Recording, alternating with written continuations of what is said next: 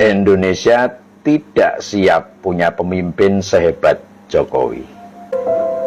Kita harus akui, Indonesia tidak siap punya pemimpin sehebat Presiden Jokowi. Tidak siap secara mental dan tidak siap secara politis. Politisi kita tidak siap, pers kita tidak siap, para aktivis kita tidak siap. Bahkan kalangan seniman dan budayawan yang kita anggap berwawasan luas dan punya perspektif kemanusiaan yang jernih juga tidak siap. Politisi kaget dan melihat hadirnya figur Jokowi sebagai fenomena yang langka di dunia perpolitikan di Indonesia. Politik itu kotor, tapi kok ada politisi bersih yang bisa masuk gelanggang. Kalau istilahnya Pak Bambang Pacul, Jokowi ini Korea jenis yang berbeda. Mungkin Korea hibrida. Pers dan media kita tidak siap dan cenderung menjadi kikuk dengan hadirnya pemimpin seperti Pak Jokowi.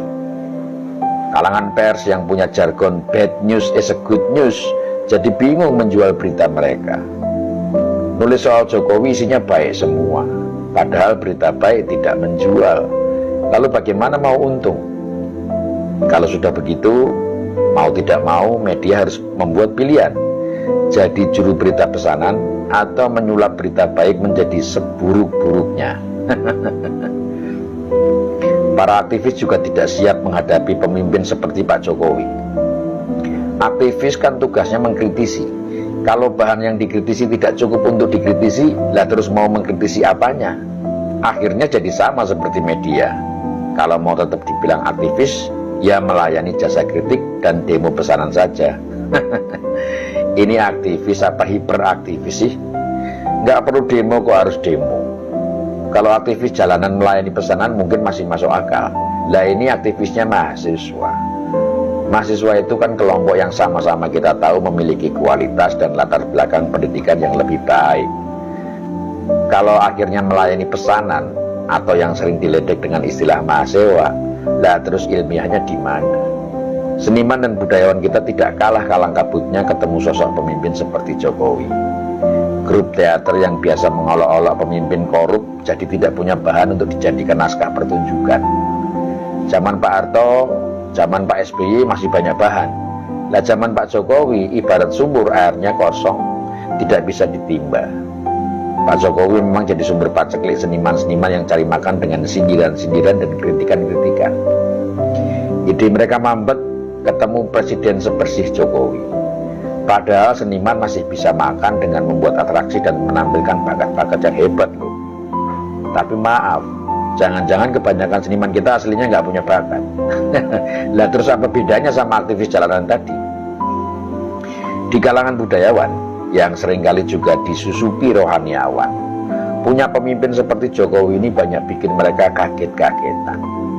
Revolusi mental yang dijalankan Presiden Jokowi seperti mengambil alih sebagian pekerjaan mereka. Meski banyak yang mengklaim revolusi mental tidak berhasil, tapi kenyataannya kita bisa lihat sendiri, di masyarakat telah terjadi perubahan perilaku dan sikap yang cukup menonjol, dan semua itu mengarah pada aspek mental. Kita lihat bagaimana pembangunan infrastruktur juga berjalan sejajar dengan gaya hidup masyarakat kita. Jalanan tidak sesemrawut zaman dulu. Para pengguna moda transportasi umum tertib menggunakan fasilitas. Ketaatan membayar pajak juga meningkat. Kepatuhan terhadap peraturan juga semakin baik. Toleransi beragama meningkat. Kecintaan terhadap budaya dan produk lokal juga jauh lebih baik. Terus tidak berhasilnya di sebelah mana? Tanpa sadar, budayawan dan rohaniawan kita mulai kurang kerjaan. Dan harusnya mereka bahagia karena itu. Tapi seperti yang kita lihat belakangan, mereka ikut rame-rame menyudutkan presiden. Apa karena mata pencarian mereka mulai berkurang? Kalau iya kan bisa dibicarakan. Tapi ketidaksiapan itu tidak berlaku bagi rakyat atau kelompok awam yang memang sangat merindukan pemimpin seperti Pak Jokowi. Sejak Pak Jokowi menjabat di tahun 2014 sampai hari ini, kepercayaan, kebanggaan, dan rasa cinta rakyat Indonesia kepada pemerintah, terutama presidennya, sangat tinggi. Rating approval hingga awal tahun ini masih di atas 70%. Ini tidak pernah terjadi pada presiden-presiden sebelumnya. Kalau kita lihat di media, saat kunjungan ke berbagai daerah, kita melihat masyarakat dengan tulus mengekspresikan kecintaannya kepada presiden.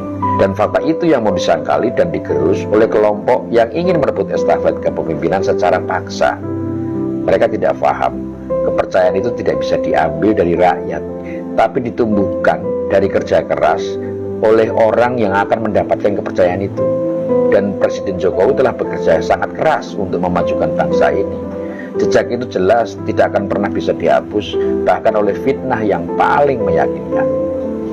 Apakah Indonesia tidak akan pernah siap untuk menjadi bangsa yang hebat karena dipimpin oleh seorang presiden yang hebat? Semestinya tidak. Kalau kita semua mau mengedepankan kecerdasan dan kejernihan pikir, Indonesia yang dulu bernama Nusantara pernah menjadi bangsa yang besar di mata dunia. Lalu sekarang kita ingin dibangkitkan kembali menjadi jauh lebih besar lagi. Tapi hanya karena segelintir orang yang merasa dirugikan karena kehilangan nafkah dan kekuasaan, lalu menghasut kita untuk melawan kebangkitan itu dan kita mau mengikutnya. Hanya mereka yang tidak peduli pada kedaulatan bangsa dan negara yang tidak ingin Indonesia menjadi hebat. Hanya mereka yang tidak bisa berbuat sesuka hati, yang tidak siap memiliki pemimpin yang hebat. Dan mereka itu sesungguhnya tidak banyak jumlahnya. Kalau rakyat berdaulat, maka mereka hanya bagaikan beberapa ekor lalat yang dengan mudah bisa disikat. Semoga bermanfaat.